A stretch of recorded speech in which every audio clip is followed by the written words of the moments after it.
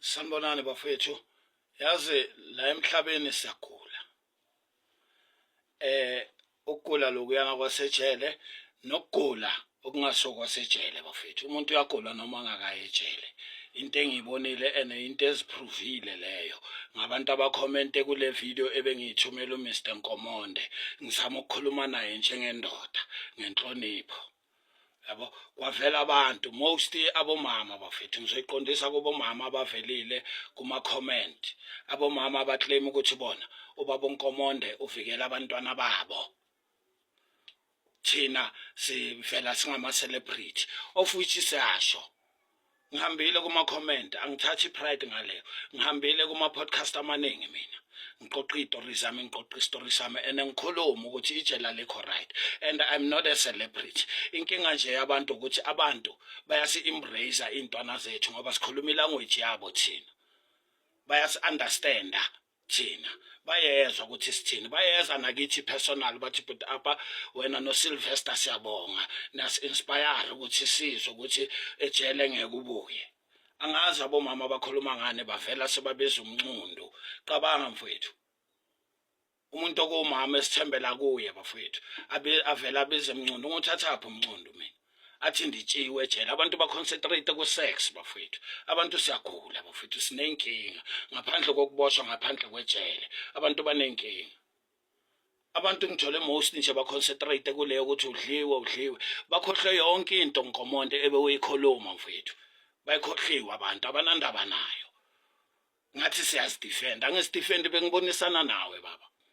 njengomunye ubaba njengomalume yabo njengobhuti mfethu njengoba bosho mfethu yabo as for glorify crime mfethu angazi khulunywa ngani mfethu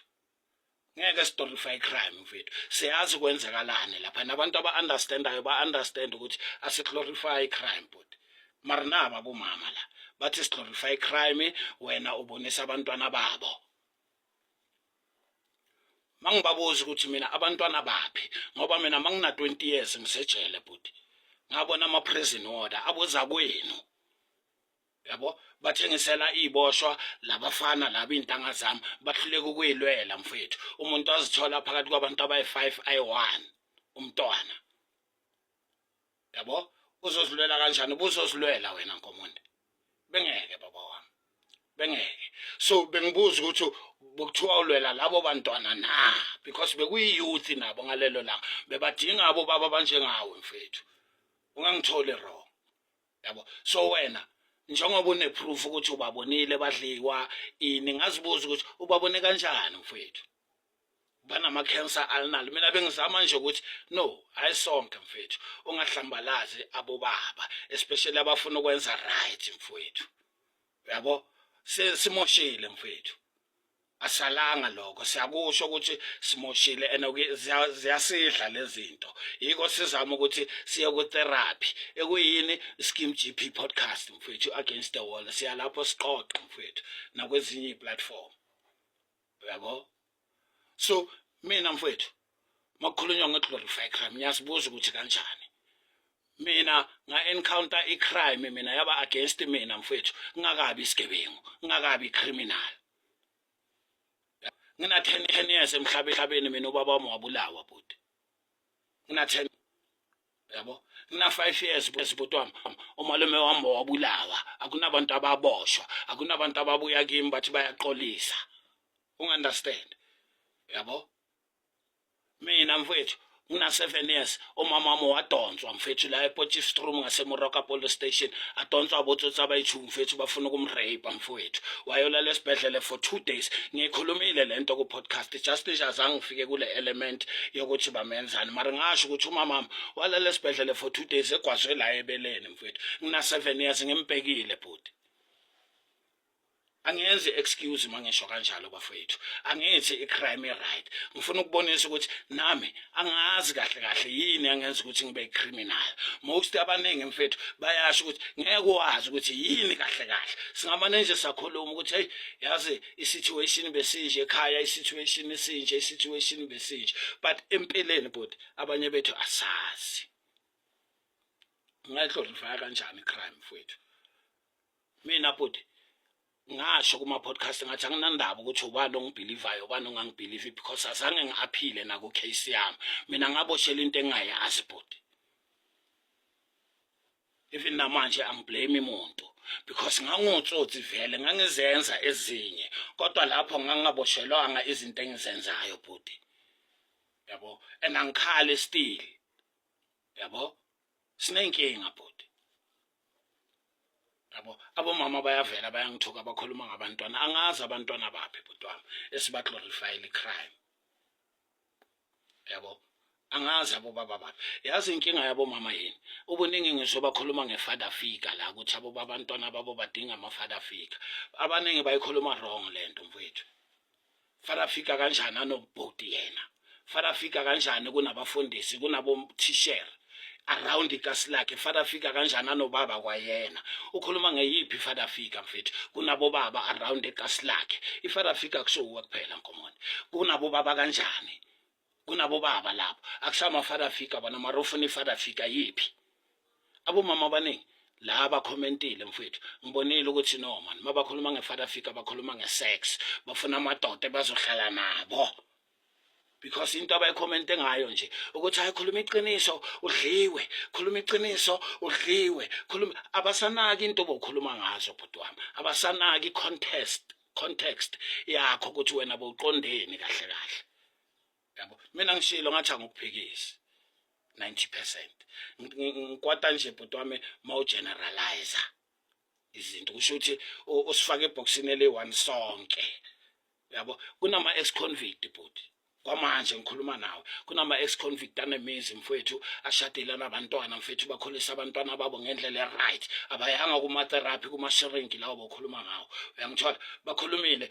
bakhona mfowethu engibazi yona la eKasilam mfowethu abantwana babo bafundile babuye emavasithi bangaqasha nawe bhuti uyangithola Mr Nkomonde impilo enjalo mfowethu but that's why bengithi ungathi nonke nina amabhantinti abantu bathi mina wena zange ugeneralize mfethu uyenzile lento mina ngizwile into engizwile but wami ngeke ngiqhambela amanga empilweni kahle kahle ngoapha mina angeke ngokuqhambela amanga I was a liar before not now uyangunderstand but wami wena ku life yakho khona abantu abangakuzwanga ukuthi khona la bese uphakamisa umoya khona uthi mina ngizanga la ukuzonesa ama feelings wenu ngoba nina nonke amabhantinti enihamba ama podcast ngomlomo wakho bhuti nginayo leyo video yabo so Mr Nkomonde abantu bayakuthanda bhuti abantu bayathanda umsebenzi wakho nami ngiyawuthanda umsebenzi wakho I understand ukuthi wena uqonda ini inkinga yami nje bekuwukuthi no bhuti Nkomonde ihlisa umoya ukhuluma indaba zakho kahle uyehlisa umoya sizokwazi ukukuzwa ungakwati ungaprovoke kwabantu baloko bathi uzo attack ungayenzi leyo nto uyayibona bhuti so nabo bomama bayangithuka mfethu bayakulandela mfethu bayakuthanda ngicela wena bhuti Nkomonde ngiyazi ukuthi you are not responsible no you are not responsible la yabo kodwa wena I demand an apology ngifuna apology from wena to mina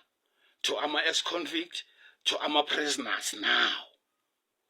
because mfethu baningi ababoshela into abangayazi nalabo ababoshela into abayaziyo mfethu bazamela ukuthi bayashintsha mfethu yabo asitshele nabo mama asifundise nabo mama singabakwatele sibatshela ukuthi bomama sizama ukulungisa abantu aba right